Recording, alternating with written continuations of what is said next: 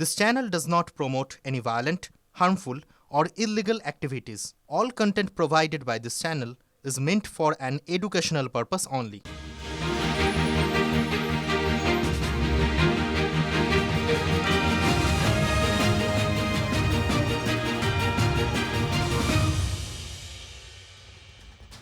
এবার জমজমাট একটা খবর দিয়ে শুরু করছি ভোট কাটা স্পেশাল। বলার জন্য চিত্ত একেবারে আমার চঞ্চল হয়ে উঠছে। অন্তত একটা বাপের বেটার খোঁজ পাওয়া গিয়েছে, এ কথা বলতেই হবে। তবে ওকে বাপের বেটা বলবো, তবে ওকে বাপের বেটা বলবো, তবে ওকে বাপের বেটা বলবো। রাজনীতিতে এ কথা শুনতে শুনতে আমাদের কানগুলো পৌঁছে গেছে। বাপের বেটার খোঁজ আর পাওয়া যায়নি। প্রাক্তন মন্ত্রী, আপনাদের মনে আছে, আমি মনে করাই, প্রয়াত আব্দুর রেজ্জাক মোল্লা, তিনি নিজেকে বলতেন চাষার বেটা। তার অনুগামী ছিলেন শওকত মোল্লা। আর এই শওকত মোল্লা আপনারা জানেন তিনি এখন তৃণমূল কংগ্রেসের। তিনি ক্যানিং পূর্বের একজন এমএলএ, ভাঙড়ের তিনি পর্যবেক্ষক। তিনি বুঝিয়ে দিলেন তার বুকের পাটা আছে। বিরোধীরা যা বলে সেটা যে সত্যি তার বক্তব্যে সেটা পরিষ্কার। তৃণমূলকে ভোট না দিলে সরকারি প্রকল্পের টাকা বন্ধ। শওকত মোল্লা সোজা সাপটা বলে দিলেন। কোথায়? ভাঙড়ে দাঁড়িয়ে প্রাণগঞ্জের এক সভা থেকে। আমাদের এই ভাঙড় থেকে 3টে অঞ্চল আমরা হেরে গিয়েছিলাম। আমাদের সরকার সেই 3টে অঞ্চলের ঘরটাকে পুরোপুরি বন্ধ করে দিয়েছে। এখন বাবার খাবে আর দাদার গাইবে, এটা তো হতে পারে না। ওরা মমতা বন্দ্যোপাধ্যায়ের সম্পর্কে, অভিষেক বন্দ্যোপাধ্যায়ের সম্পর্কে যে ধরনের কুৎসা করেছে, অপপ্রচার করেছে, আমার মনে হয় অবশ্যই এগুলো বন্ধ হওয়া উচিত বলে আমি অন্তত মনে করি। এই না হলে বাপের বেটা দাদার খাবে আর মামার গাইবে, সেটা হতে পারে? লোকসভা ভোটে ভাঙড়ের চালতাবেড়িয়া, শানপুকুর এবং পোলেরহাট এক, এই পঞ্চায়েত এলাকায় তৃণমূল আইএসএফ এর কাছে হেরে গিয়েছিল। তাই সেখানে আবাসের টাকা বন্ধ। ভাবুন, বাবা প্র্যাকটিস করুন। গুন্ডাদের ভাষার মতো কথাও তো গুন্ডা, এটা আমি বলিনি, পুলিশ মন্ত্রী নিজে বলেছেন। তুমি বোম বাঁধো, বোম মারো। কি বাস টার্মিনাল কোনখানটায়? জীবনতলায়। জীবনতলা কোনো বাস টার্মিনাল হওয়ার জায়গা?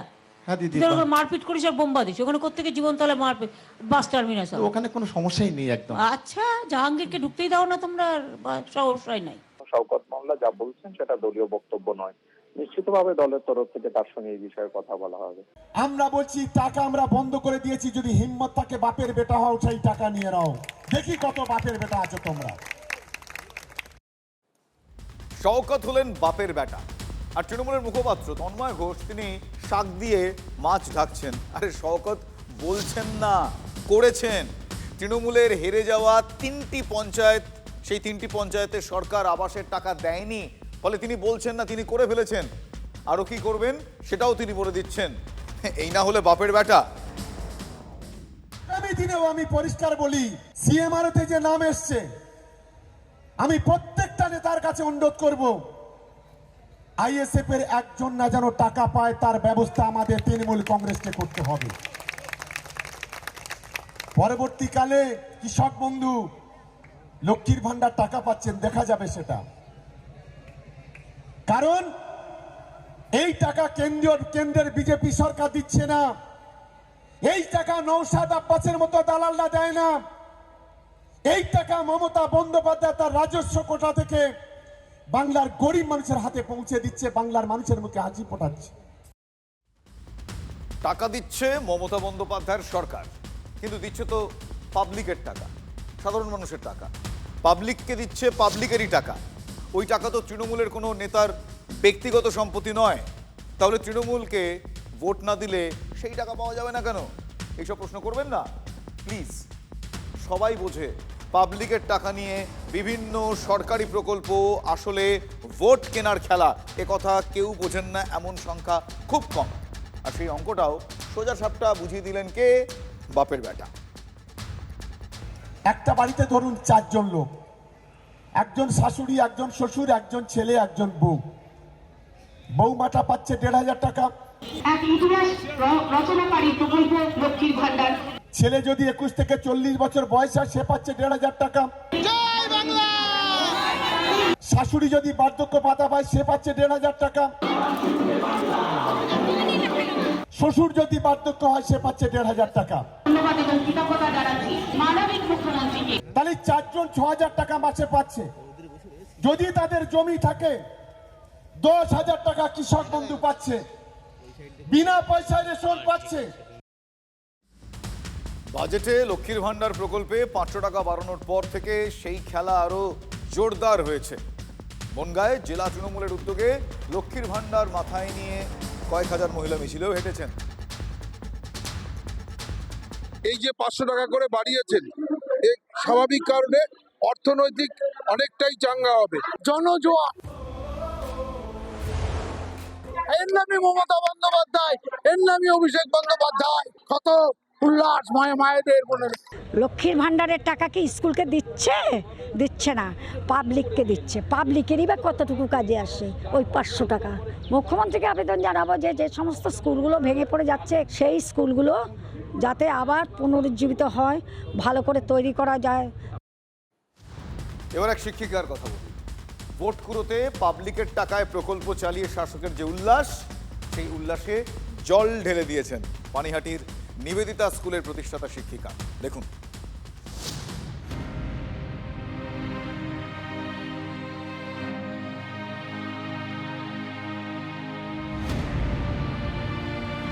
কতটা খারাপ লাগছে, মানে বিশাল খারাপ লাগছে। হাতে করে জিনিস তৈরি করা ভেঙে গেলে তার কত কষ্ট হয় নিজেরাও বোঝো। 1965 সালে 500 টাকায় 5 কাঠা জমি কিনে প্রাথমিক স্কুল চালু করেছিলেন পানিহাটির 35 নম্বর ওয়ার্ডের বাসিন্দা কৃষ্ণা বন্দ্যোপাধ্যায়। নিজে ছিলেন প্রধান শিক্ষিকা, সঙ্গে ছিলেন আরও কয়েকজন শিক্ষক। পরে স্কুল সরকারি অনুমোদন পায়।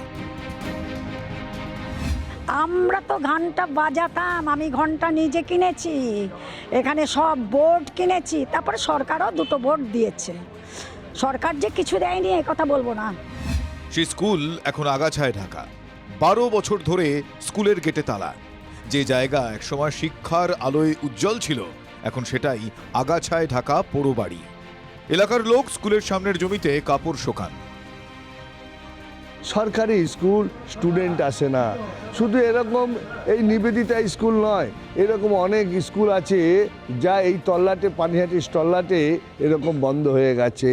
নির্বাচনের পরে এটা নিয়ে আমরা চিন্তা ভাবনা করছি, এটাকে কোনো যদি school, primary school English medium করা যায়, কিংবা কারিগরি শিক্ষা দপ্তরের আন্ডারে নিয়ে এটা মহিলাদের কোনো হাতের কাজ শেখানোর স্কুল করা যায়, তার চিন্তাভাবনা আছে, আমরা এটা করব।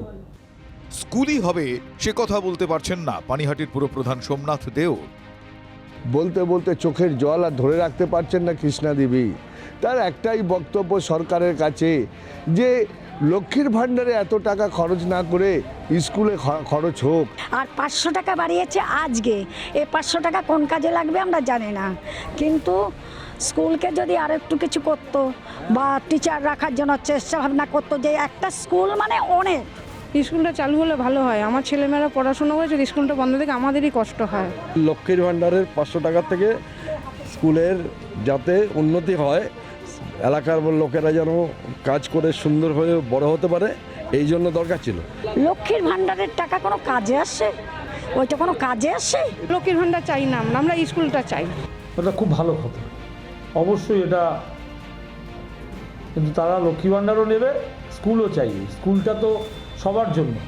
বাচ্চাগুলো আগে হোক, বাচ্চাগুলো যাতে পড়াশোনা শিখে টিকে মানুষের মতন হবে ওইটাই। পয়সা তো দেখুন পেলাম, আজ পেলাম, কাল খেলাম দিলাম, হয়ে গেল। সবাই জানে কি হলে ভালো হয়, এই স্কুলটাকে ভালো করলে ভালো হয়, টিচার দিলে ভালো হয়। কি আবেদন জানাবেন মুখ্যমন্ত্রীকে?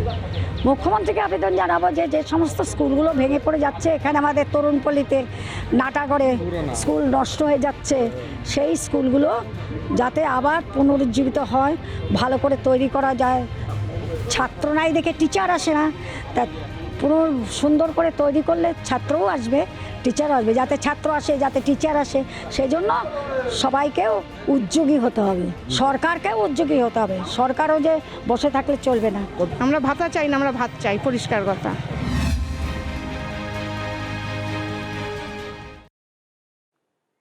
শুনলেন, আমরা ভাতা নয় ভাত চাই, পানিহাটির এক মা বলছেন। মায়েদের হাতে আসছে মাসে 1,500 বা 1,700 টাকা, কিন্তু তাঁদেরই ছেলে মেয়েদের স্কুল বন্ধ হয়ে যাচ্ছে। পানিহাটির ছবিটা আপনারা দেখলেন, স্কুলে স্কুলে ছাত্র নেই। এরকম স্কুলের সংখ্যা সারা দেশের মধ্যে সবচেয়ে বেশি কোথায় জানেন? এ রাজ্যে, পশ্চিমবঙ্গে। সত্যি কি মায়েরা চান তাদের সন্তানেরা যে স্কুলে যাচ্ছেন সেই স্কুল চালু রাখার জন্য টাকার বদলে ওই ভাতার যে খরচ, সেই টাকা, নাকি তারা চান স্কুল ঠিক করে দেওয়ার জন্য সরকার খরচ করুক, যাতে তাদের সন্তান তারা স্কুলে গিয়ে পড়াশোনা করতে পারে? তাদের চাওয়াতে কি আসে যায়? তাদের কথা কেই বা শুনবে বলুন? মানুষ তাদের বাচ্চাকে সরকারি স্কুলে যখন পড়াবে, তার থেকে যাদের বেসরকারি স্কুলে টাকা পড়ানোর সামর্থ্য আছে তারা বেসরকারি স্কুলে পড়াবে। তার জন্য আমাদের সরকারকে সমান্তরাল ভাবে আমাদের এই সরকারি প্রতিষ্ঠানগুলোকে তাদের পরিকাঠামো সঠিকভাবে তুলে ধরতে হবে। আমাদের প্রাথমিক স্কুলগুলোর ঠিকমতো প্রাচীর নাই, আমাদের প্রাথমিক স্কুলগুলোতে উপযুক্ত শিক্ষক নাই। প্রত্যেকটা স্কুলের সঠিক পরিকাঠামো গভর্নমেন্টকে দেখতে হবে। আর আমাদের শিক্ষকদের একটা আমাদের নিজেদের মধ্যে একটা মানসিকতা আছে যে আমরা আসি যাই মাইনে পাই, আমাদের এইটা আমাদের ত্যাগ করতে হবে। কারণ একটা বেসরকারি স্কুল 50,000 টাকা 1 লাখ টাকায় চলে, কিন্তু একটা সরকারি স্কুলে 5 জন টিচার 40,000 টাকা করে বেতন পান, তাহলে 5 2 লাখ টাকা মাসে পায়।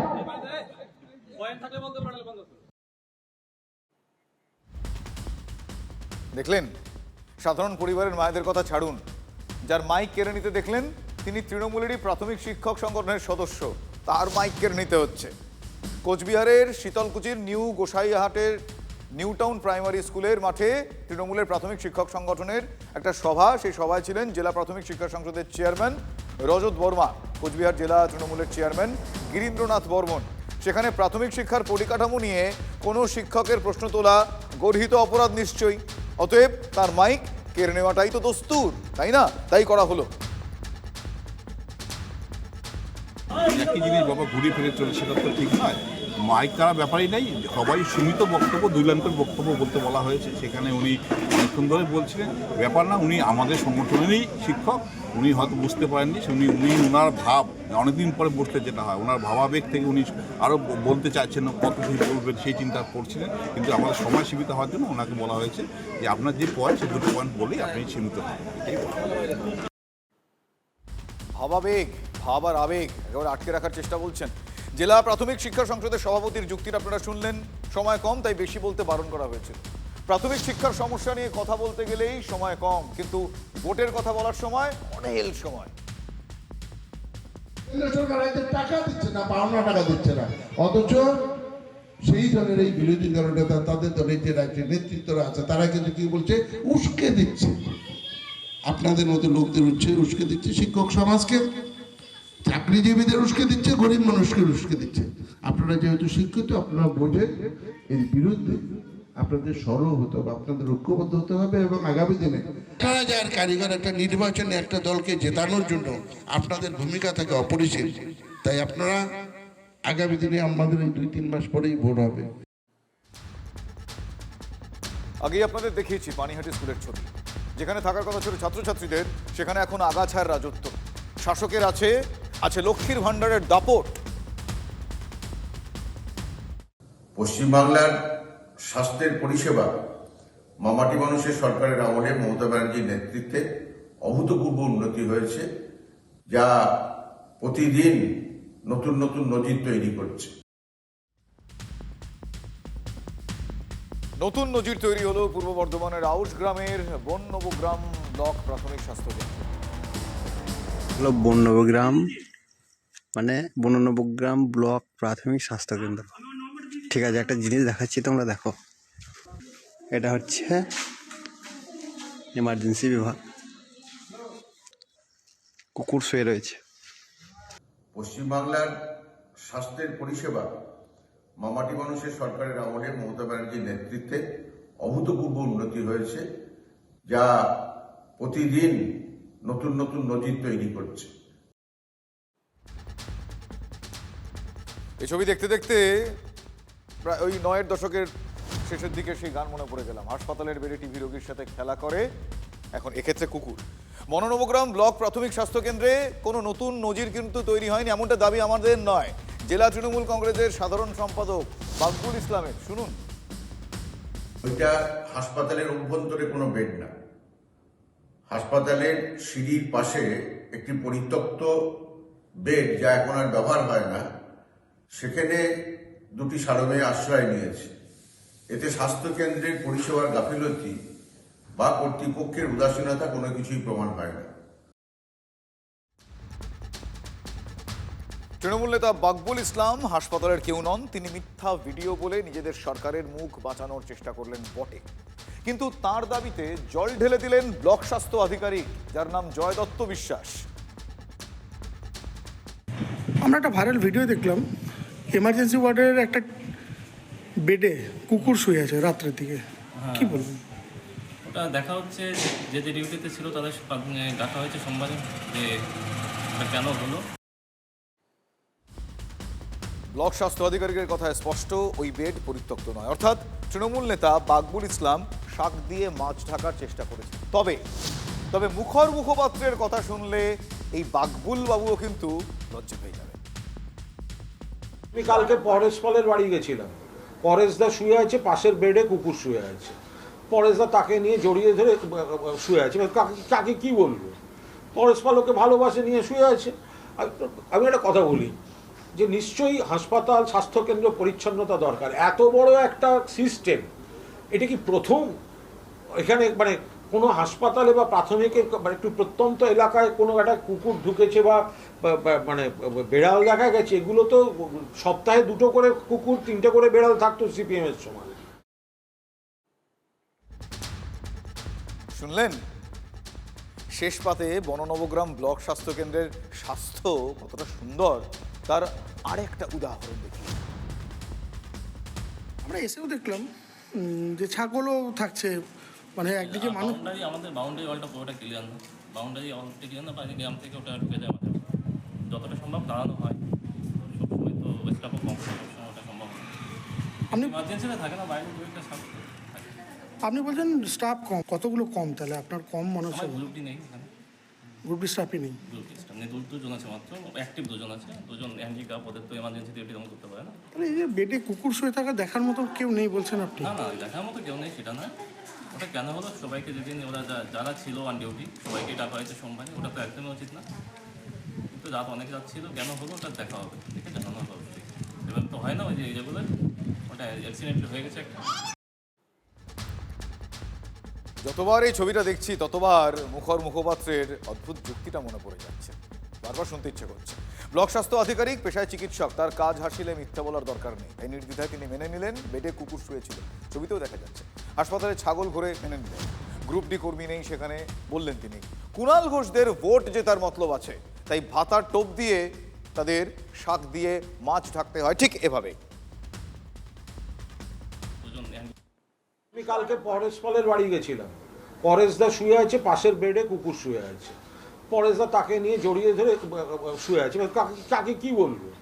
পরেশপাল ওকে ভালোবাসে নিয়ে শুয়ে আছে। আমি একটা কথা বলি, যে নিশ্চয়ই হাসপাতাল স্বাস্থ্যকেন্দ্র পরিচ্ছন্নতা দরকার, এত বড় একটা সিস্টেম, এটা কি প্রথম? এখানে মানে কোনো হাসপাতালে বা প্রাথমিকের একটু প্রত্যন্ত এলাকায় কোনো একটা কুকুর ঢুকেছে বা মানে বেড়াল দেখা গেছে, এগুলো তো সপ্তাহে 2টো করে কুকুর 3টে করে বেড়াল থাকতো সিপিএম এর সময়। অন্যদিকে শূন্যের গেরো কাটাতে মহিলা ভোটে ভরসা করছে সিপিএম। তিলোত্তম আন্দোলনে যে ঢেউ, সেই ঢেউ রাজ্য জুড়ে উঠেছিল, সে কথা মাথায় রেখে এবারে নারী সুরক্ষায় জোর দিতে চাইছে সিপিআই। ঠিক হয়েছে, ভোটে জিতলে বিধায়ক তহবিলের একটা নির্দিষ্ট অংশ খরচ করা হবে নারী সুরক্ষা এবং তার ক্ষমতায়নে। দলীয় সূত্র মারফত যে খবর পাওয়া যাচ্ছে সেটা হলো এবারে সিপিএমের নির্বাচনী ইস্তাহারেও সে কথা উল্লেখ থাকবে। সিপিএমের এই ভোট কৌশলের কথা সামনে আসতেই তা নিয়ে কটাক্ষ করতে ছাড়ছে না এই রাজ্যের শাসক দল।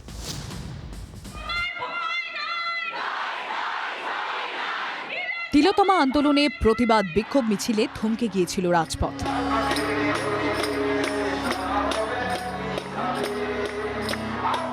রাজ্যে বিরোধী রাজনীতির মানুষরা তো ছিলেনই, দল নিরপেক্ষভাবে বহু সাধারণ মানুষকে ওই আন্দোলনে সামিল হতে দেখা গিয়েছিল, বিশেষ করে মহিলারা।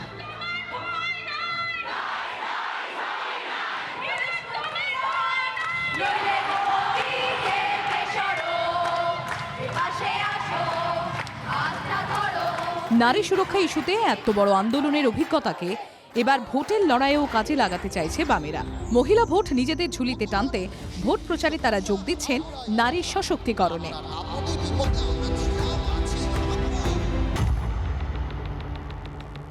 মহিলা ভোট টানতে অভিনব উদ্যোগ সিপিএমের। এবারে তাদের ফোকাসে নারী সুরক্ষা ও ক্ষমতায়ন। সূত্রের খবর, ভোটে জিতলে বিধায়ক তহবিলের 3 ভাগের 1 ভাগ টাকা খরচ করা হবে নারী সুরক্ষা ও ক্ষমতায়নে। এই লক্ষ্য নিয়েই এবারে নির্বাচনী ইস্তেহার সাজাচ্ছে আলিমুদ্দিন। এবারও থাকবে, এটা বিধায়ক তহবিলও তাই থাকবে, কারণ যে এটাকে বলে জেন্ডার বাজেটিং। এটা কেন্দ্র সরকারের বাজেট এবং রাজ্য সরকারের বাজেটেও এখন আর সেটা বলা হয় না। তাহলে একটা প্রফেশন, যেহেতু মেয়েরা অর্ধাংশ, তাদের জন্য খরচ করতে হবে। তাদের নিরাপত্তা, তাদের ট্রেনিং, তাদের হচ্ছে স্কিল ডেভেলপমেন্ট, তাদের হচ্ছে শিক্ষা এবং স্টাইপেন্ড, স্কলারশিপ, এগুলোকে বাড়িয়ে নিয়ে যাওয়ার চেষ্টা করা।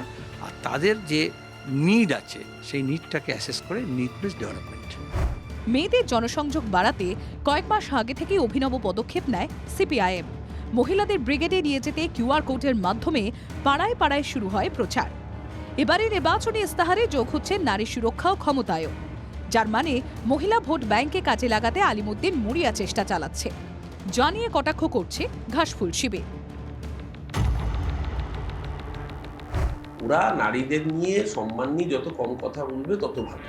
কারণ সিপিএম যখন নারীদের সম্মান সুরক্ষা নিয়ে কথা বলবে, তখনই বিনয় কুমারের মুখটা মাথায় আসে। যে বিনয় কুমার বলেছিল মমতার মেধা নন্দীগ্রামে গেলে মহিলা কমরেডরা ওদের পাছা দেখাবে, পশ্চাৎ দেশ দেখাবে।